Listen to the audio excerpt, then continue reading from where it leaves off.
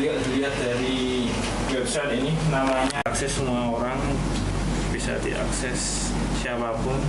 Ada real time di sini, ada daftar 200 gempa bumi real time terakhir di wilayah selatan, di wilayah di selatannya Sulawesi sekali 5,2 magnitudo.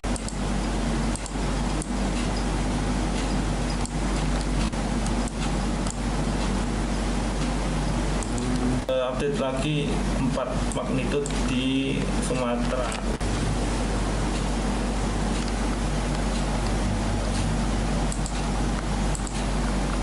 Selain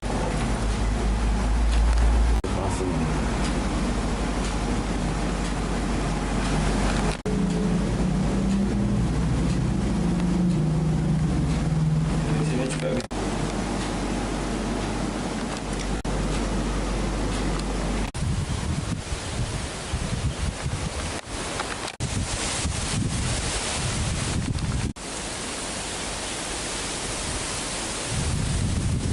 Pak, jadinya gimana potensi megatrust terutama di Jember sendiri gimana nyatanya? baik. Untuk megatrust sendiri di wilayah Jember ini potensinya itu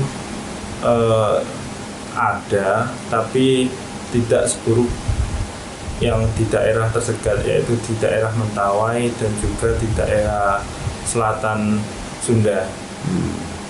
Jadi di Jember, warga Jember harus tetap waspada dan juga berhati-hati terhadap potensi gempa, terutama gempa megatrust yang terjadi. Apa barangkali yang menjadi tanda-tanda awal barangkali? Tanda-tanda awal terjadinya gempa. Jadi gempa sendiri ini adalah pergerakan lempeng tektonik yang ada di dasar bumi. Jadi tidak dapat terjadinya gempa ini tidak dapat diprediksi kapan pastinya, misalnya besok pagi jam 1 atau jam sekian. Nah, apabila ada berita atau informasi terkait hal tersebut, gempa akan terjadi tanggal sekian, jam sekian, itu termasuk berita yang hoax karena gempa tidak bisa diprediksi kapan terjadinya. Jadi masyarakat harus tetap waspada apabila terjadi guncangan, baik guncangan yang tenang ataupun guncangan yang cukup hebat. Jadi harus sering ngecek aplikasi info BMKG ataupun sosial media BMKG. Di situ akan diinformasikan terkait adanya potensi gempa yang cenderung terjadi akan besar ataupun potensi tsunami yang akan terjadi akibat setelah terjadinya gempa. Terus wilayah-wilayah yang mungkin di pantai selatan sendiri gimana Mas? Mungkin bagi nelayan atau warga setempat gimana? Ya, untuk potensinya di wilayah Jawa Timur sendiri, di wilayah selatan ini cenderung terdapat potensi tsunami apabila ada gempa besar terjadi. Jadi warga di sana, warga di selatan Jawa Timur termasuk selatan di Jember harus waspada ketika terjadi gempa ataupun getaran-getaran di lingkungan. Harusnya gimana Mas? Apa naik ke dataran yang tinggi atau gimana sebenarnya? Okay. Jadi ada beberapa fase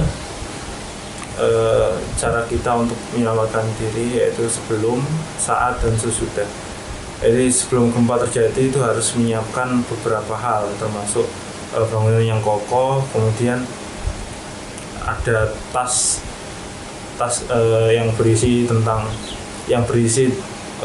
alat-alat kesehatan ataupun dokumen penting, uang dan sebagainya, yang di kemudian hari kalau misalnya terjadi gempa, biar kita bisa langsung bawa tas tersebut, tas siaga bencana.